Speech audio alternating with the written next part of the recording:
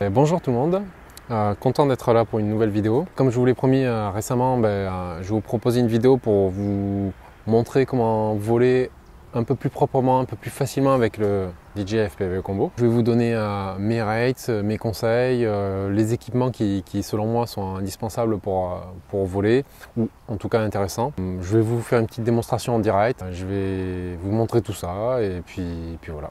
Pour bien voler, c'est un des premiers conseils, c'est de s'entraîner souvent. Comme dans n'importe quel sport ou activité, plus on s'entraîne et meilleur on est, c'est obligatoire. Voilà. Même si on est moins doué à la base, forcément si on travaille, ça va le faire. Il faut commencer par le simulateur. Ça c'est vraiment un passage obligatoire parce que comme quand on veut aller sur la route, avant de passer le permis, on fait des heures de conduite. C'est une étape basique mais indispensable. Il y en a qui n'ont pas besoin de 20 heures de conduite, il y en a qui n'ont pas besoin de faire au moins 20 heures de simulateur, mais je pense qu'il faut y passer. À mon avis, avant de voler, il faut se donner au moins 20, 25, 30 heures de simulateur avant de se dire je vais tester l'appareil sur le terrain en mode manuel. Parce que sinon, y a des chances que vous fassiez peur, que vous alliez au crash ou que vous fassiez des conneries. Voilà, ce serait dommage. Donc moi, il se trouve que j'ai fait pas mal d'heures de simulateur en amont parce que avant d'avoir un drone, je me suis entraîné à voir ce que ça donnait si j'y arrivais sur l'ordi. Parce que si on n'y arrive pas sur l'ordinateur, on n'y arrive pas dans la réalité, ça c'est clair et net. Dans la réalité, il y a des choses qui sont plus simples, qui sont plus évidentes que le simulateur, mais il y a des choses qui sont pires aussi. Parce que dans la réalité, on a le stress de crasher le drone,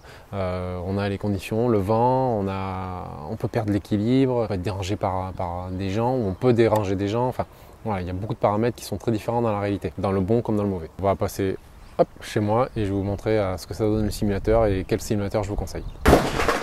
Oh, c'est chaud. Voilà, on arrive dans mon bureau, donc effectivement je vais vous parler de simulateur. Voilà, je vais vous montrer à quoi ça sert, à quoi ça ressemble, comment ça marche. Allez, c'est parti. Alors c'est tout simple, pour utiliser un simulateur, il vous faut un écran, un PC ou un Mac, une radiocommande, donc celle du DJI fonctionne très bien. On la branche en USB-C avec un câble assez long, donc il suffit de brancher la radiocommande. Normalement, elle est reconnue assez rapidement par le simulateur. Il y a quelques petits paramétrages à faire pour l'étalonner, et c'est parti, ça marche très rapidement. Donc c'est parti, on va se faire une petite partie d'un simulateur, le premier avec lequel j'ai commencé. Alors c'est Liftoff, moi j'aime beaucoup, voilà, les graphismes sont plutôt beaux et tout, donc je vais vous le présenter rapidement, je ne vais pas faire le tour du logiciel, c'est juste pour vous montrer l'intérêt d'un simulateur. Donc voilà, on a un mode solo, un mode multijoueur, donc multijoueur on va s'en foutre pour aujourd'hui. Voilà, il y a des tutos pour bien débuter, pour apprendre à voler, etc. Jeu rapide, si vous voulez faire rapidement des choses, vol libre, course et freestyle, voilà. Personnellement, j'ai toujours utilisé que celui-là, le mode vol libre. On a un certain nombre de maps, donc voilà, une map champêtre, dans les bois, dans un hangar, etc. Voilà, il y en a plusieurs. Moi j'avoue que j'adore celle-là. Il y en a plusieurs que j'aime beaucoup, mais j'aime beaucoup celle-là. Donc, et en plus c'est un endroit qui existe dans la réalité, parce qu'il se trouve que j'ai vu une vidéo FPV d'une fille qui fait de la race en Allemagne, je crois, et c'est une zone industrielle en Allemagne, si je ne dis pas de bêtises. On clique, c'est tout simple, ça nous propose de sélectionner un drone. Bon voilà, le DJI FPV Combo, c'est ce que j'avais comme drone qui ressemblait le plus, donc voilà, je fais avec celui-là maintenant. Mais bon, il y a tout un tas de racers, il y a tout un tas de drones, il est possible d'en trouver des nouveaux, etc. Enfin bon, après voilà. Le jeu Liftoff se télécharge depuis Steam. Moi je crois que je l'ai payé 15 ou 20 euros, voilà, c'est pas très cher, et je trouve que ça vaut largement le coup pour s'entraîner sur du simulateur. C'est pas de l'argent foutu en l'air, loin de là. Voilà, si on doit plier le drone à 700 euros et en acheter un autre parce qu'on ne s'est pas entraîné au simulateur, c'est un peu dommage, quoi. On va apprendre avec le simulateur. Et en fait, on a les sticks qui sont sur l'écran, les sticks ici. Voilà, si j'augmente le stick, on voit que ça bouge. J'enlève les gaz, hop, je le remets. Là, je tourne, voilà. Mais tout se passe comme sur la manette. Donc ça permet de voir un peu ce qu'on fait à l'écran, de contrôler ses accélérations. Parce qu'en FPV, si on veut apprendre à voler proprement, il faut éviter les grands à-coups comme ça, quoi. Voilà. Sinon, ça fait des trucs très bizarres et avec le DJI FPV, ça pardonne pas. On va de suite voir les erreurs. Dans la prise de vue, si on fait des à-coups avec le DJI FPV, ça va se voir. Parce que justement, la stabilisation fait qu'elle ne pourra pas anéantir ces problèmes. Voilà, je vais vous faire visiter la map rapidement. On va pas toute la faire non plus. Mais je vais vous montrer un peu comment je voulais au départ. Voilà, au départ, j'allais haut. Et une fois que j'étais là comme ça, j'arrivais pas à me récupérer, je comprenais pas. Boum, voilà. En gros, ça c'est... Mes premières minutes de FPV, c'était ça, quoi. C'était ça, voilà, ça partait dans tous les sens, voilà, je comprenais pas, impossible de rétablir, j'accélérais, boum, j'accélérais vers le sol bien souvent. Le simulateur, il y a vraiment un cap à passer. Le premier cap, c'est de réussir à contrôler son vol et de voler à peu près droit et de savoir contrôler sa vitesse, voilà, de contrôler ses gaz, de pouvoir accélérer au bon moment, décélérer, accélérer, ainsi de suite, et commencer à tourner. Voilà, ça c'est vraiment la première étape. Moi j'ai eu un peu de mal, hein. Il m'a bien fallu 5 heures pour arriver à faire quelque chose, pour arriver à me diriger. Et après il y a un deuxième cap, c'est de réussir à tourner droit, réussir à contrôler et de faire ce qu'on veut, d'aller où on veut, plutôt que de subir totalement et d'éviter les obstacles. Ça, c'est la deuxième étape, quoi. Et après, ben, l'étape suivante, c'est de commencer à arriver à piloter et de commencer à simuler réellement la réalité de ce qu'on va faire. Voilà. Là, si je suis dans la réalité, qu'est-ce que je fais? Je passe par-dessus, hop, voilà, peut-être que je vais faire ça, j'en sais rien. Enfin bon, je dis des bêtises, mais voilà. Le but, c'est après de simuler ce qu'on va faire vraiment en vrai. Voilà. Si je vois une tour comme ça, le seul truc que j'aurai envie, c'est d'aller faire un dive dessus, quoi. Clairement, hop là. Le principe voilà, du simulateur, c'est de comprendre « Ah, ben si je fais ça, ça fait quoi? Ah, ben ça fait tourner. » Ok. Le simulateur sert à faire toutes les erreurs que vous n'aurez pas à faire sur le terrain. Vous les ferez quand même, mais vous en ferez beaucoup moins. Si vous partez sur le terrain sans avoir fait de simulateur, vous allez massacrer votre drone et vous allez peut-être vous blesser, blesser des gens, faire des dégâts matériels, faire des conneries. Enfin, vraiment, il y a une solution qui permet d'être au chaud, tranquille, chez soi, sur son PC pour voler. Utilisez-la, quoi. Vraiment, je vous le conseille. Ne négligez pas la partie simulateur, quoi. Je peux pas dire que je fais tout ce que je veux, mais bon, voilà, j'arrive à peu près à contrôler les choses. Voilà. Là, j'ai réussi à passer à travers le trou. Je peux vous dire que j'ai mis un moment avant de réussir à passer par le trou et à le contrôler et le choisir quand je veux. C'est vrai que le vol, c'est pas tout à fait comme celui du DJI FPV, hein, clairement. On retrouve pas tout à fait les sensations. En tout cas, j'ai jamais réussi à régler le simulateur pour retrouver ces sensations personnellement. Oh, joli. Ce qui m'intéresse, c'est de tester des trucs, de tester des combinaisons. Ah, mais si je fais ça, ça fait ça, ça fait ça. Voilà. Et de comprendre ce que je fais plutôt que de chercher à resimuler la réalité pure. Voilà.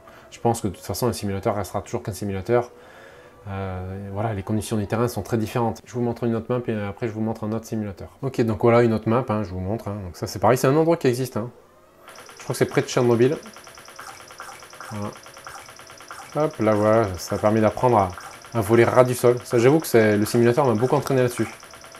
Parce que j'avais très peur de ça avant, de voler au ras du sol. Parce que forcément, on est très près de cracher le drone. Ouais, c'est joli cette map. Ouais, le défaut de Liftoff, c'est que les maps sont pas très grandes en général. Celle-là fait partie d'une des plus grandes et des plus cool. Mais il y en a qui sont assez courtes et c'est assez frustrant en fait. On se retrouve vite à sortir de la zone et bon, c'est chiant. Pour s'entraîner au dive, elle est juste parfaite. Hein. Là, vous n'avez plus qu'à y aller.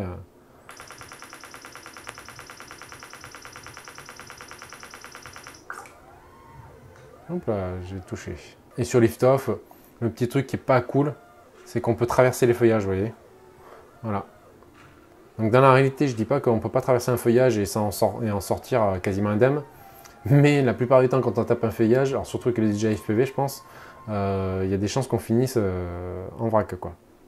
Voilà pour le principe hein, de Liftoff. Donc voilà, des maps qui sont assez jolies. J'aime bien les effets de lumière, sont assez beaux. Les reflets avec l'eau sont généralement bien réussis. Voilà, hein, c'est sympa, c'est agréable, c'est un jeu. Voilà, quand il pleut, quand il fait vraiment pas beau, quand vous n'êtes pas motivé, bah, ça vaut le coup de se rentraîner. Moi, je devrais passer un peu plus de temps sur le simulateur. J'avoue que ouais, j'aime tellement le terrain que ça me fait chier de faire du simulateur. Je le fais pour montrer à d'autres personnes, pour partager le truc, mais je ne le fais pas moi-même pour m'entraîner, quoi. Faut vraiment entamer le simulateur dès le départ en se disant ouais, c'est mon drone, là j'ai 1000 balles, est-ce que je fais ça? Non. Mais c'est vrai que c'est dur, parce qu'au bout d'un moment, on se laisse aller, on fait n'importe quoi, et on se dit, allez, c'est pas grave, je tente. De toute façon, au pire, j'ai rappuyé sur la touche R et c'est reparti à zéro, quoi. Allez, on fait un atterrissage et je vous montre un autre simulateur rapidement. Tac. Hop, quitter. Du coup, on est sur iDrone Sim, donc un autre simulateur sympa. Donc la musique est un peu forte et au taquet, mais bon, ça c'est un peu tous les simulateurs. Donc on va voir les différences par rapport à Liftoff. Moi j'aime bien ce simulateur parce qu'il est assez différent, tout en étant plus ou moins pareil. On choisit un spot. Hop, il y en a plusieurs. Pour commencer, Parc FPV, il est plutôt pas mal. Il est assez grand surtout. Donc voilà, ben, c'est comme un Liftoff, on commence. Hein. On a les sticks en bas. Là on commence, on a les éoliennes, c'est assez sympa dans ce parc FPV. On peut les suivre, etc. S'entraîner à faire ça en vrai. Même si en vrai, je conseille clairement pas d'aller suivre les éoliennes. C'est un peu dangereux. Donc voilà, les drone sim. Donc il y a des graphismes différents qui sont sympas. Donc il y a des trucs qui sont cool sur Liftoff, il y en a d'autres qui sont cool sur les drone sim. Moi c'est vrai que sur Liftoff j'aime bien les lumières, je trouve qu'elles sont bien gérées tout ça. Un peu moins sur celui-là. Donc là vous voyez je me suis craché parce que je me suis chopé un bout d'arbre. C'est un des gros avantages de la drone sim, qui est chiant mais qui a un avantage, c'est que hop, on peut pas taper les fleurs, on peut pas taper le feuillage, on peut pas passer à travers. Voilà. Comme en vrai en fait. Voilà, donc ça faut le savoir et c'est bien pour s'entraîner je trouve parce que ça oblige à faire gaffe aux arbres, à pas se dire ah mais je peux passer à travers. En fait on se rend un peu plus compte avec ce simulateur qu'on pilote un truc qui peut cracher. Voilà. Je trouve qu'il y a un peu moins de possibilités, tac, voilà, boum, je fonce dans l'arbre, je fais n'importe quoi. Dans Liftoff je le fais. Et je vais finir par croire que je suis un super bon alors qu'en fait en réalité je suis pas très bon. C'est juste que le jeu me permet de faire n'importe quoi. Donc ici, ben, on se méfie du feuillage. Donc ça, c'est un des gros avantages de Drone Sim, et qui est, mine de rien, un très très gros avantage, quoi. Voilà. Ce qui est plutôt pas mal géré, c'est la gravité. Donc on peut la modifier en plus. Il y a pas mal de choses qui sont paramétrables. On peut éditer ses propres circuits, voilà, pour recréer une map d'un endroit où on va s'entraîner, ou d'un endroit qui ressemble à un endroit où on va faire une prestation, ou peu importe, en fait. Voilà.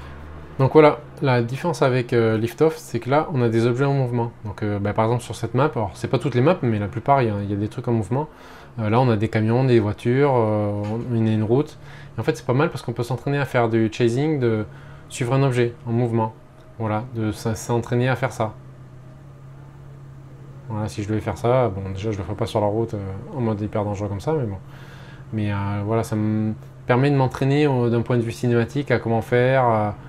Qu'est-ce qu'il est intéressant de montrer, de quelle façon, comment je peux apporter un côté dynamique à ma vidéo, etc. Voilà, ça permet de bien s'entraîner, c'est pas mal. Il y a des véhicules qui ont toutes sortes de vitesses, il y a vraiment de tout, quoi.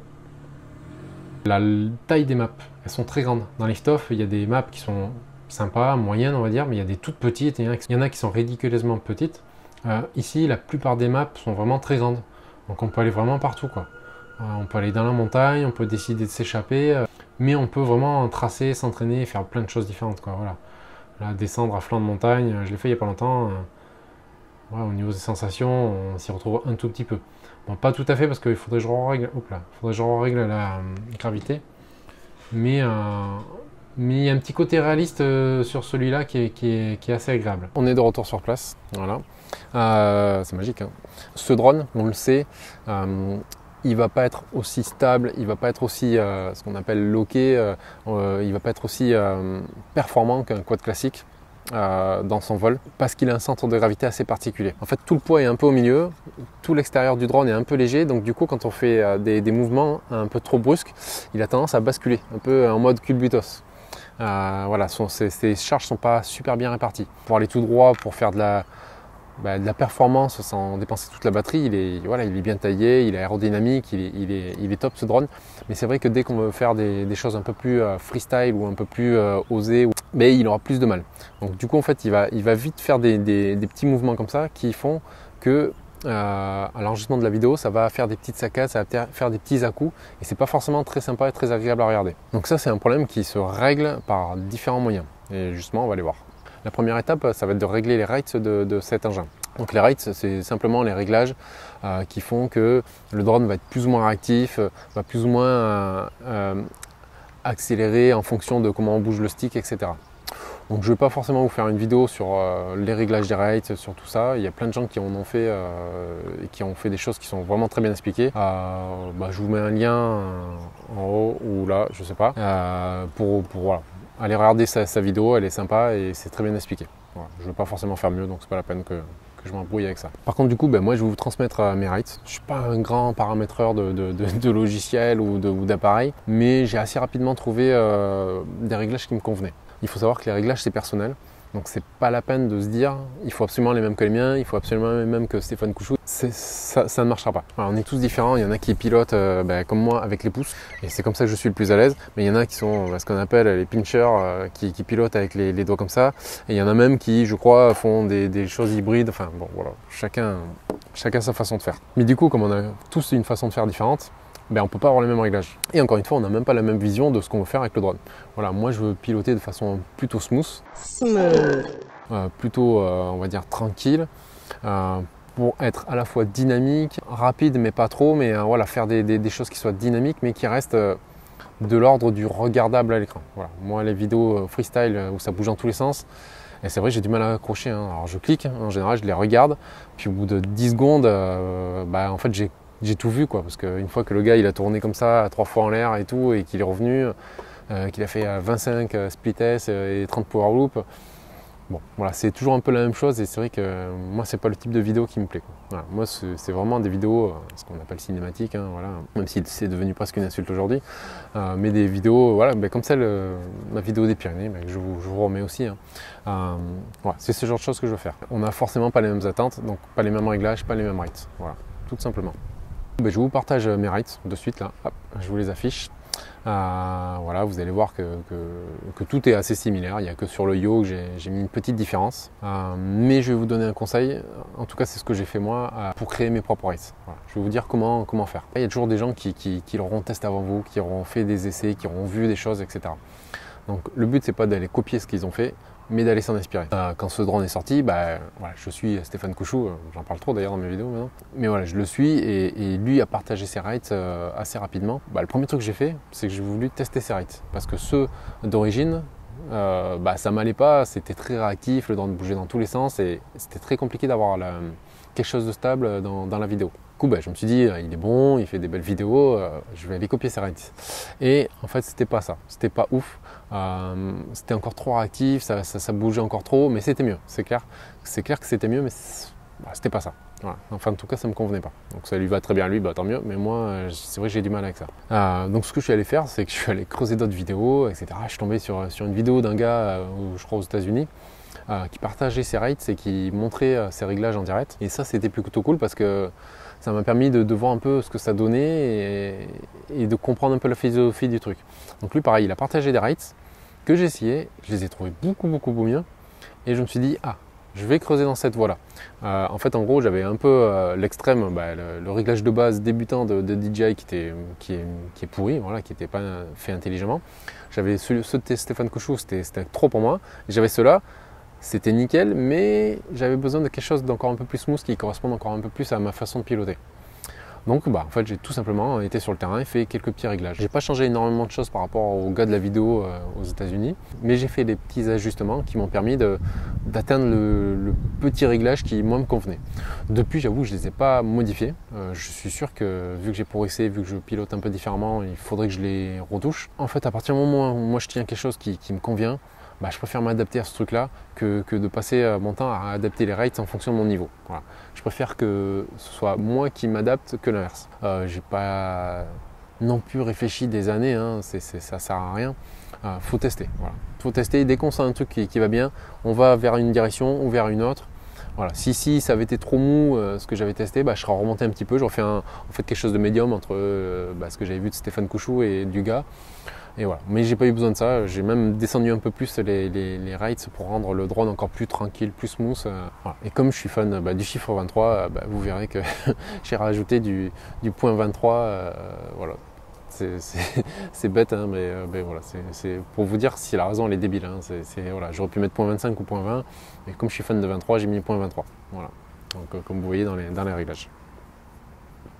En résumé, je n'ai pas les rates parfaits, je n'ai pas vos rates parfaits, mais en tout cas j'ai trouvé les miens, et pour le moment j'ai pas l'intention d'en changer, et je vais continuer comme ça. Le jour où j'en ressentirai le besoin, ou je voudrais vraiment tester autre chose, je changerai tout simplement.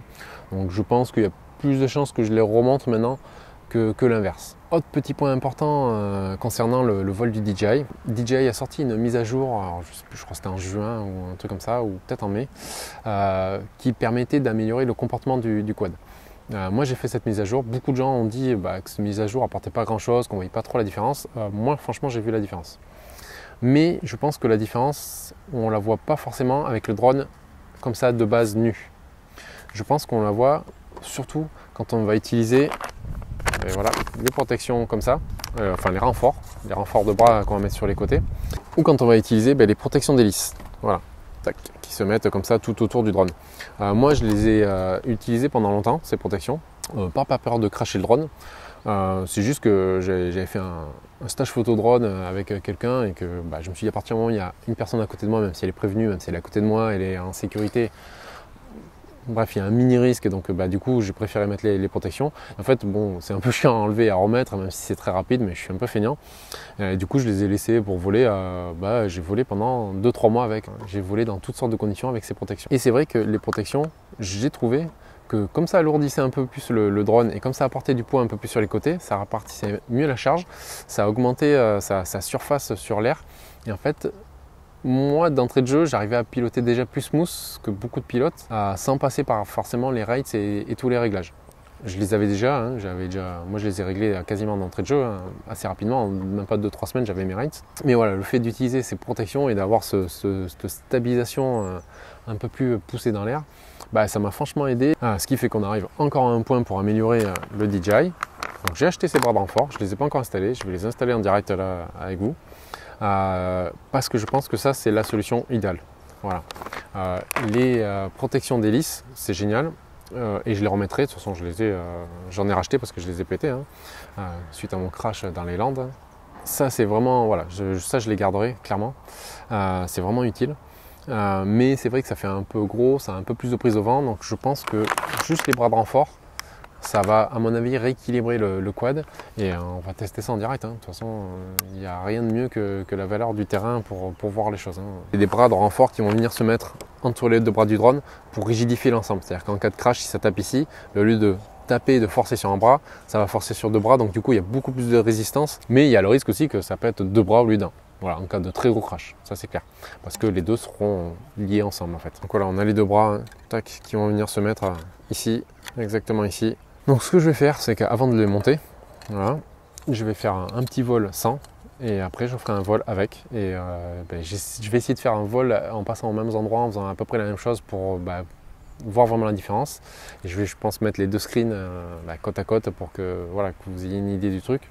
Et après, je vous ferai part de mon ressenti après le vol avec ces protections. Enfin, ces bras de renfort. Voilà, bras de renfort. C'est bon, tout a l'air ok. Donc là aujourd'hui il y a quand même pas mal de vent, donc ça souffle clairement.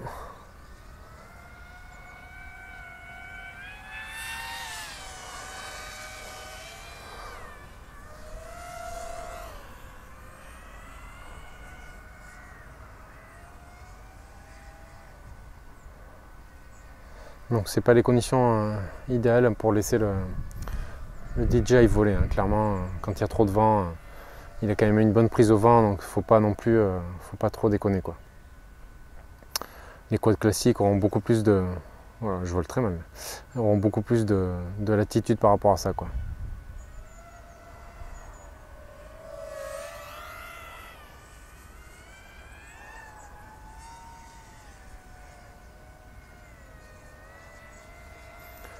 Alors je vais essayer de faire le même passage.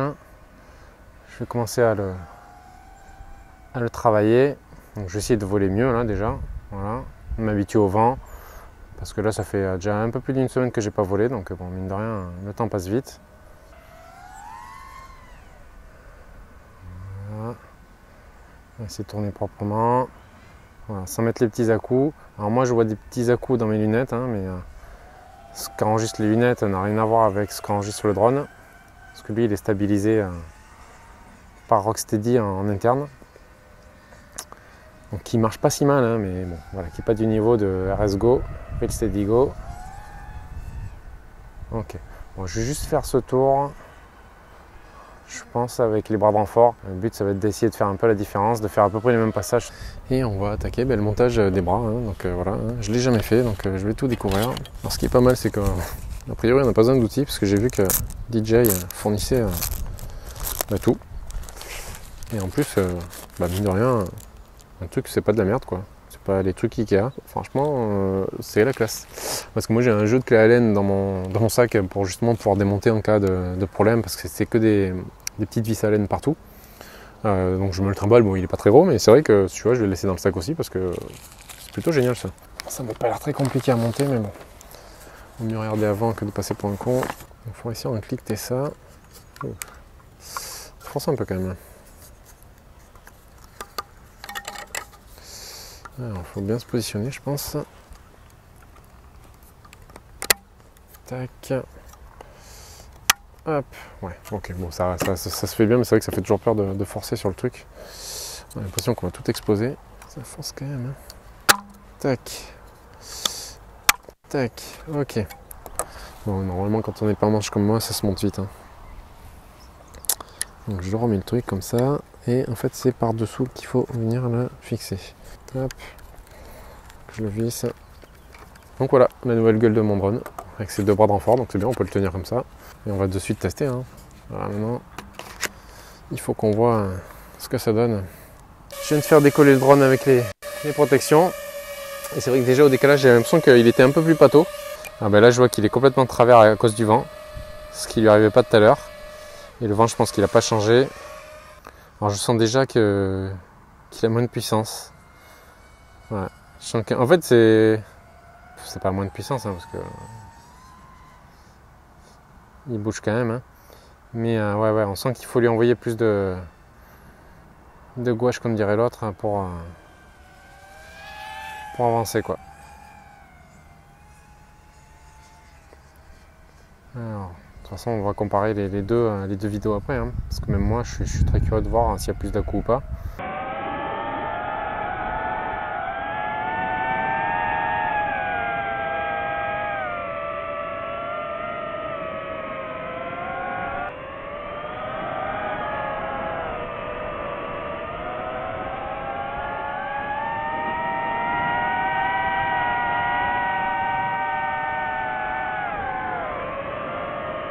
Parce que justement, ça va calmer quelques ardeurs, ça va venir, on va dire, casser les pics de nervosité, quoi.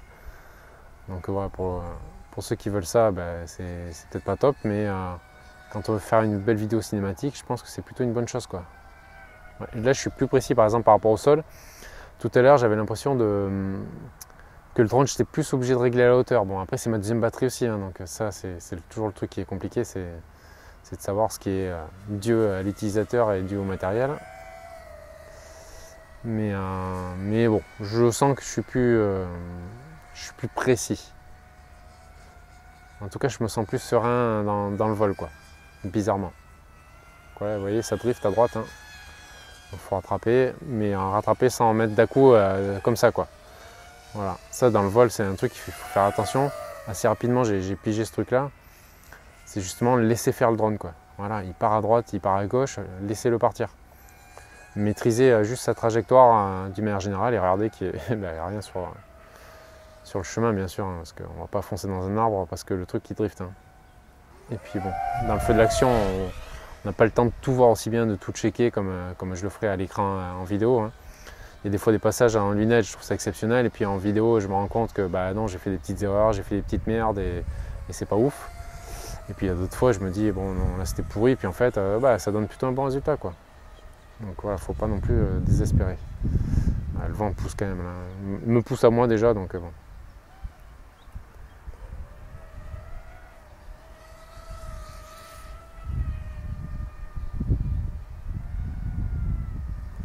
Ouais, bizarrement, ça me donne envie de prendre plus de risques. Donc là, j'essaie de calmer mes ardeurs parce que bon, j'ai pas piloté depuis quasiment 2 semaines.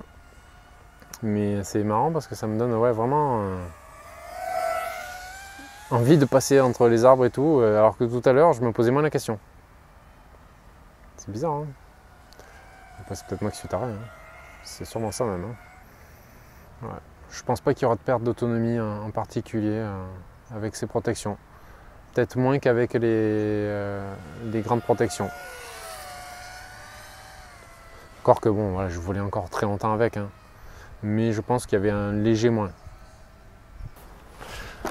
Donc bilan, alors j'ai fait qu'une batterie avec, voilà. Je vais en faire une seconde là de suite, mais je pense que je peux déjà en tirer quelques conclusions parce que je l'ai senti pendant le vol. Pour progresser correctement, tranquillement mais sûrement, voilà, vraiment je vous conseille simulateur et entraînez-vous. Trouvez un terrain, un champ, un endroit avec quelques arbres, un endroit où vous ne gênez pas grand monde et qui n'est pas hyper dangereux pour le drone, où vous allez le retrouver si jamais il tombe ou s'il se crache. Une zone simple d'entraînement où vous pouvez aller régulièrement. Ça, c'est vraiment top. Et après, faites-vous plaisir. Voilà. Allez faire des vidéos dans des endroits qui sont beaux, qui sont autorisés, hein, vérifiez. Hein, donc, utilisez Groundkeeper, enfin voilà, les applications qui vous permettent de savoir où vous pouvez voler. Qu'il faut se faire accompagner, il faut un spotter ou quelqu'un pour regarder où vous volez, qu'il n'y ait pas un avion, qu'il n'y ait pas ceci, qu'il n'y ait pas cela. Même si lui indique les avions. Il n'indique pas non plus les oiseaux, il n'indique pas tout ce qui se passe dans les airs. Donc voilà, faites-vous plaisir, entraînez-vous et après allez faire des belles vidéos dans des beaux endroits. Voilà. Mais toujours dans le respect de la nature, des autres, etc. Voilà. Moi, rien que sur ce spot, voilà, il y avait une personne tout à l'heure, je ne suis pas allé voler dans son coin parce que même si elle est dans le bâtiment, je ne sais pas ce qu'elle fait. Tout départ, il y a des enfants qui sont passés, qui ont fait une traversée parce que je pense qu'ils vont visiter les vignes.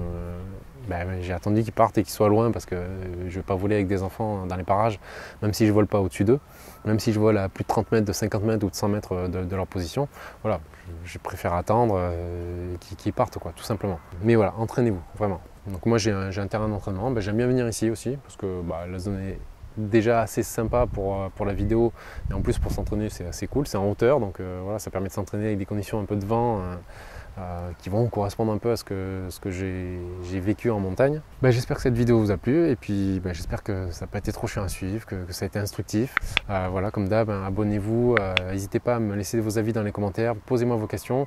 Moi je pense que la FAQ, je pense c'est un truc que je vais kiffer faire, donc allez-y, hein, posez les questions. Si je peux partager des bonnes choses, je le fais, il n'y a pas de souci. Et puis je vous dis bon vol, bonne vidéo, bonnes images et ciao!